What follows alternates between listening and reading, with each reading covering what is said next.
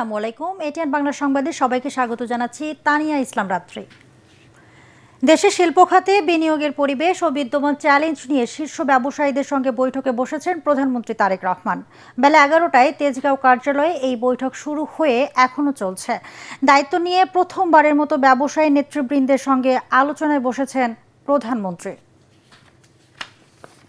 জুলাই সনদ বাস্তবায়ন এবং গণভোটের রায় অনুযায়ী সংবিধান সংস্কারের দাবিতে আজ বিক্ষোভ কর্মসূচি পালন করবে জামায়াত নেতৃত্বাধীন 11 দলীয় জোট।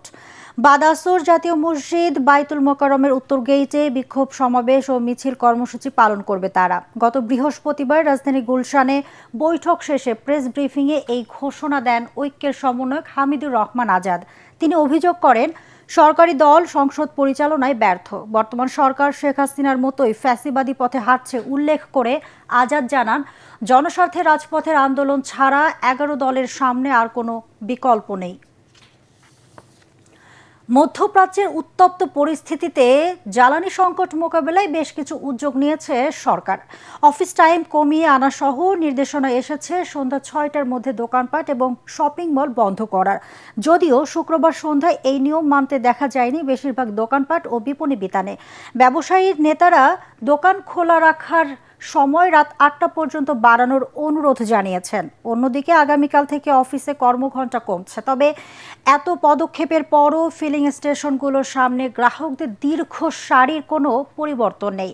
পাম্প সংশ্লিষ্টরা বলছেন, ভোক্তারা আতঙ্কিত হয়ে প্রয়োজনের চেয়ে বেশি করে তেল দিচ্ছেন। ঢাকায় গরমের তীব্রতা ক্রমেই বাড়ছে। গত 24 ঘন্টায় সর্বোচ্চ তাপমাত্রা 36 ডিগ্রি সেলসিয়াস ছাড়িয়ে যাওয়ায় নগর জীবনে বেড়েছে অস্বস্তি। আজ দেশের সর্বোচ্চ তাপমাত্রা চুয়াডাঙ্গায় 39.7 ডিগ্রি সেলসিয়াস। রাজধানীতে আংশিক মেঘলা আকাশ ও বৃষ্টির সম্ভাবনা না থাকায় পরিস্থিতি আরও ভ্যাপসা হয়ে উঠছে। আবহাওয়া অফিস বলছে, দিনের তাপমাত্রা আরও বাড়তে পারে, ফলে স্বস্তির সম্ভাবনা আপাতত নেই বললেই চলে। শনিবার সকাল 7টা থেকে পরবর্তী 6 ঘন্টার জন্য ঢাকা ও পার্শ্ববর্তী এলাকার আবহাওয়ার পূর্বাভাসে এসব তথ্য জানিয়েছে আবহাওয়া অধিদপ্তর। দর্শক, পরবর্তী সংবাদ দেখার আমন্ত্রণ জানিয়ে এখনকার মতো শেষ করছি। এটিএন বাংলা সংবাদ ইউটিউবে দেখতে ব্রাউজ করুন youtube/ATN বাংলা নিউজ। ধন্যবাদ সবাইকে।